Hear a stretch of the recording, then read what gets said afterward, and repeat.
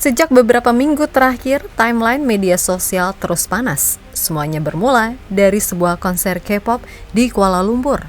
Harusnya cuma masalah kecil soal aturan venue. Tapi entah bagaimana konflik itu pindah ke internet dan berubah jadi sesuatu yang jauh lebih besar. Netizen Asia Tenggara, termaksud Indonesia, tiba-tiba jadi sasaran ejekan. Mulai dari warna kulit, ekonomi, sampai satu hal yang paling sering diulang.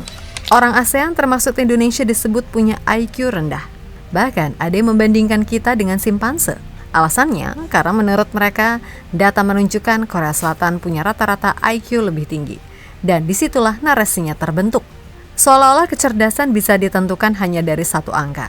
Seolah-olah satu negara bisa dinilai hanya dari statistik.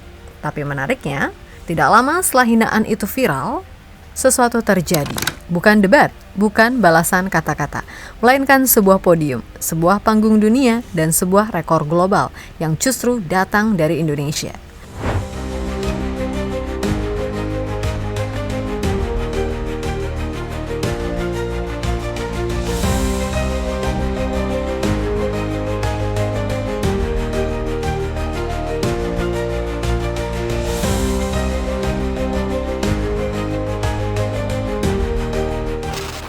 Semua ini sebenarnya dimulai dari hal yang sangat sepele. Tanggal 31 Januari 2026, band Korea Day6 menggelar konser di Axiata Arena, Kuala Lumpur, Malaysia.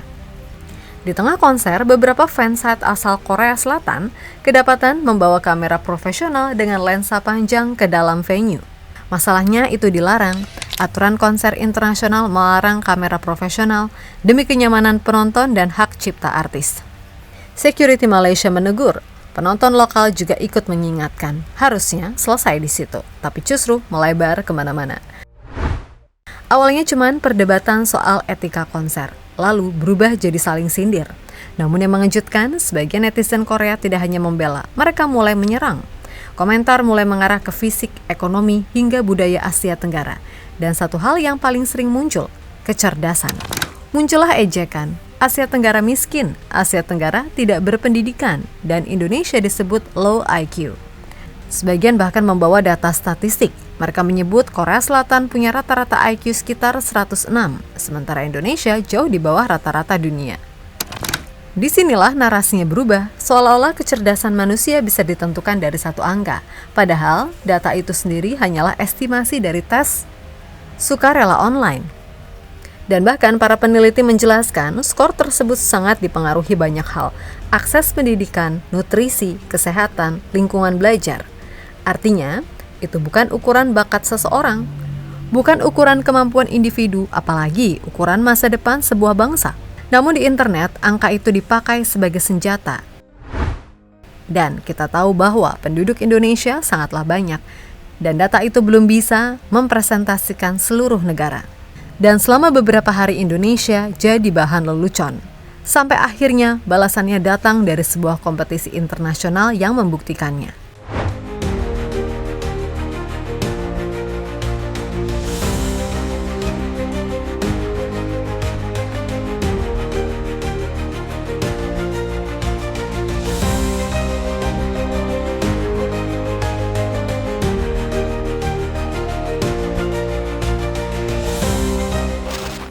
Beberapa hari setelah ejekan IQ rendah itu viral, sebuah video mulai beredar di media sosial.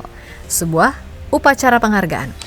Ajang WorldSkill Asia 2025, kompetisi keterampilan teknologi tingkat Asia. Ini bukan lomba presentasi, bukan lomba teori sekolah. Ini ujian kemampuan teknis nyata. Para peserta harus membangun, mengonfigurasi, dan memperbaiki sistem jaringan komputer seperti standar industri profesional. Ujiannya berlangsung 15 jam selama 3 hari, dengan 195 aspek penilaian. Kesalahan kecil saja bisa langsung mengurangi nilai besar. Dan di tengah podium berkibar bendera merah putih. Nama pemenangnya, Rash Asyari Amiris Talib, mahasiswa sistem informasi dari Bandung. Ia meraih medali emas kategori IT Network System Administration. Yang menarik bukan hanya kemenangannya, tapi siapa yang ia kalahkan. Posisi kedua, Jepang. Posisi ketiga, Korea Selatan. Negara yang beberapa hari sebelumnya dipakai sebagai standar IQ tinggi. justru berdiri di bawah Indonesia dalam kompetisi teknologi. Tidak ada debat, tidak ada opini, hanya hasil. Rush bahkan menyelesaikan seluruh proyek tanpa error. Dan ini bukan kejadian tunggal. Tahun sebelumnya, pelajar Indonesia juga meraih podium dalam kompetisi inovasi teknologi internasional di Korea Selatan, membuat aplikasi berbasis solusi pembangunan berkelanjutan. Artinya, ini bukan satu orang jenius yang kebetulan muncul. Ini mulai terlihat sebagai pola bahwa kecerdasan tidak selalu muncul dari angka statistik, tapi dari kemampuan menyelesaikan masalah nyata.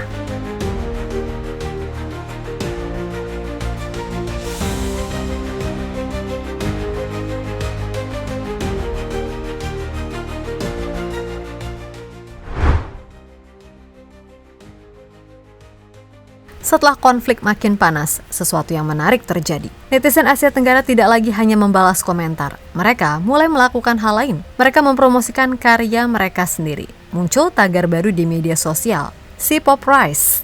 Idenya sederhana. Kalau selama ini Asia Tenggara hanya menjadi pasar terbesar K-pop, kenapa tidak mulai mendukung musik dari kawasan sendiri? Playlist musik regional bermunculan. Grup dan penyanyi Asia Tenggara dipromosikan lintas negara, Indonesia, Malaysia, Filipina, Thailand, yang biasanya saling rival justru bersatu. Ini bukan lagi perang komentar, ini mulai jadi perang pengaruh budaya.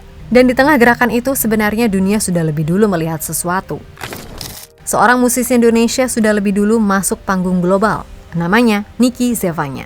Saat konflik IQ itu ramai di internet, sebuah data muncul. Total pemutaran lagu Niki di Spotify resmi menembus lebih dari 6 miliar stream. Ia menjadi musisi Indonesia pertama dalam sejarah yang mencapai angka tersebut. Dan ini bukan angka kecil. Setiap hari lagunya diputar sekitar 4 juta kali oleh pendengar dari Amerika, Eropa, hingga Asia.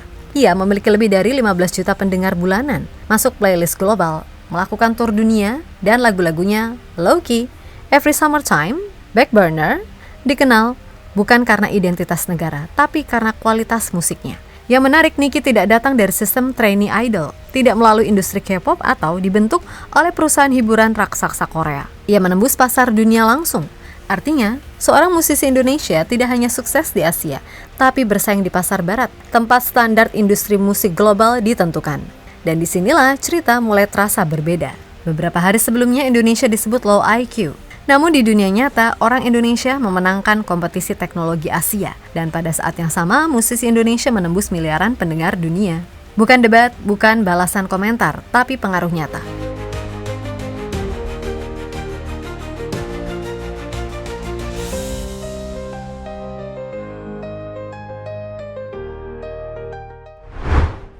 Jadi semuanya bermula dari satu ejekan. Indonesia disebut IQ rendah. Satu angka dipakai untuk menilai satu bangsa.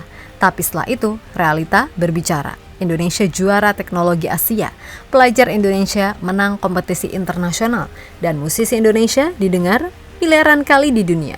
Artinya mungkin yang keliru bukan manusianya, melainkan cara kita mengukur kecerdasan. Karena kecerdasan hari ini bukan cuma angka di atas kertas, tapi kemampuan mencipta, beradaptasi, dan memberikan pengaruh nyata. Untuk apa IQ tinggi tapi nggak punya moral dan attitude?